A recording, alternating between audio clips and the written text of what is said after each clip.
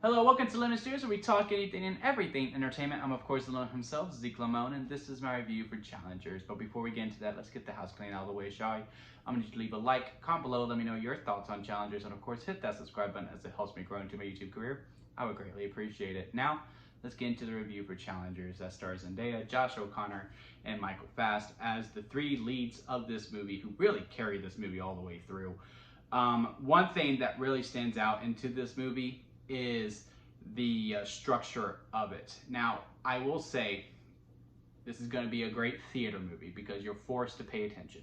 You shouldn't be on your phone, and if you are, go to church. Yeah, go to church if you are on your phone when you go to the movies. But in the theater, they have the rule, don't have your phone out, and you are to focus on it. I am curious to see how this movie's going to do once it does hit streaming and the people who don't go to the theater watch it, and they're going to and see how that reaction goes, because if you are not paying attention all the way through, you might have a hard time keeping up with this film, because this is not very linear storytelling, which is what I prefer. I prefer, especially in a sports movie like this, where it does come down to a tennis match, that you see everything built up to this match, and then once we get to the match, it feels like a big fight field, right? This movie is not that. It really starts off with the match that really should feel like nothing. It's just a basic tennis match. It's a finals of a challenger. But the two guys in the finals were best friends, and now the kind of rivals, because they both fell for the same girl and they kind of compete for the same girl as well, and she also loves it as well. And with the structure as it goes, when you go back and you see how some things come up, and when you get back to the main match, it does start to feel bigger every single time, because you just get another layer here and another layer there, where you kind of go back and forth on who you're cheering for. I really did. Like, I started off cheering for one of the guys, and then I kind of went to cheering for the other by the end, where it was a completely different flip. In wrestling, they call it the double turn, where you start cheering for one person, then by the end of the match, you're booing this guy. And that's kind of how I went throughout this whole entire movie. And the performances are also great, but the costume design and how they did it, because they never got younger when they went back 13 years. It's the same three all the way through. And with how the makeup and the costuming and how they did the hair and all that, you believe, like, wow, they actually look younger. Like, this to me is probably the leading contender as of right now. It is only April, to win best hair and makeup at the Oscars.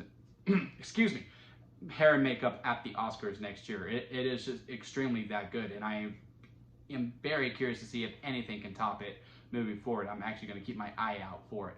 My dog is laying on the back of me. But back to the performances, who are Zendaya, who plays Tashi, Josh O'Connor, who plays Patrick, and Mike Fast, who plays Art. They are the love triangle that we are following all the way through, and they do build up to the threesome scene in the marketing quite a bit. Like, this is where it all lands, and I get it, sex sells.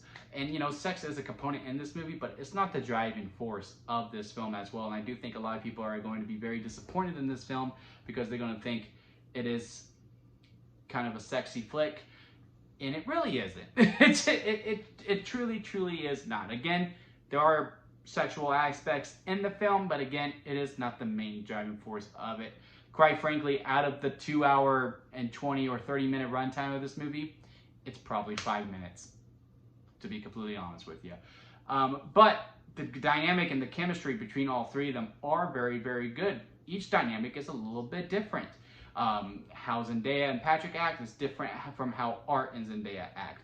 It's also different from how Art and Patrick act together, and then how they all three of them are. And the way that it is played, it is really like a tennis game all the way through. Well, kind of Tashi, played by Zendaya, is the ball almost willingly to her. Like, she even says, all right, whoever wins gets my number.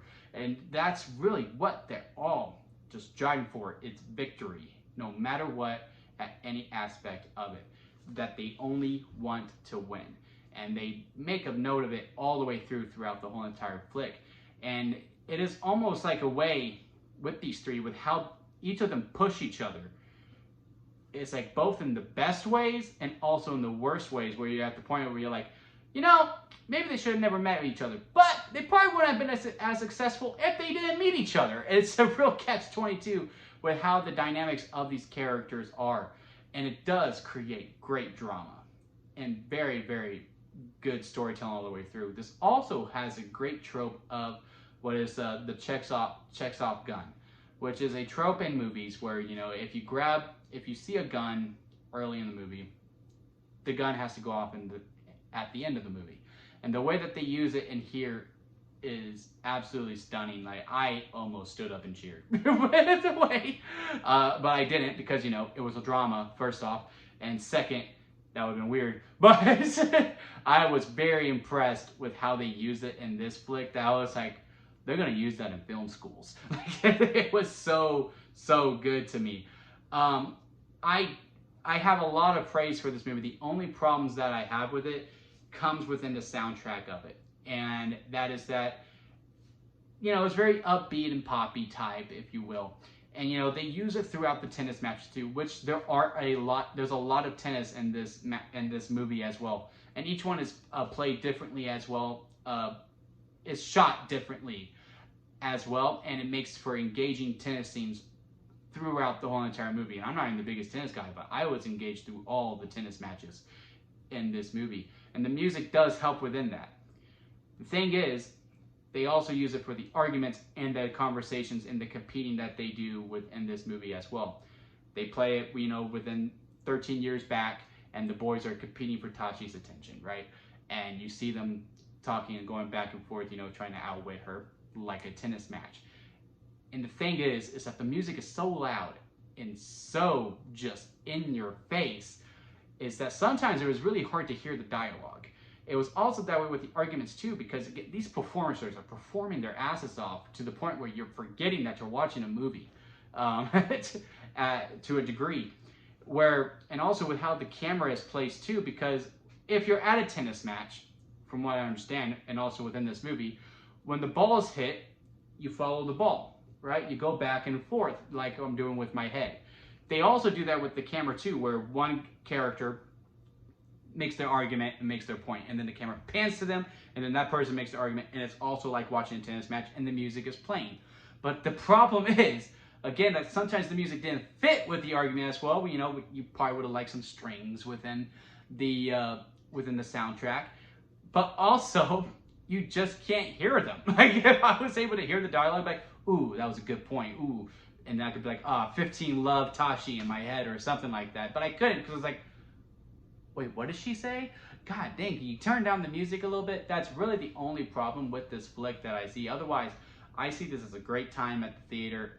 And again, if you watch it, if you do wait for it to come out, when it does hit home release, I just strongly suggest that you do not look at your phone throughout the whole entire runtime, because I do think it's going to help you to pay attention, because I do think you'll be confused quite a bit. If you look down, you look up, you're like, wait, what happened? Why do they have longer hair now? I thought she had shorter hair. Now she has longer hair. Why does he have a beard now?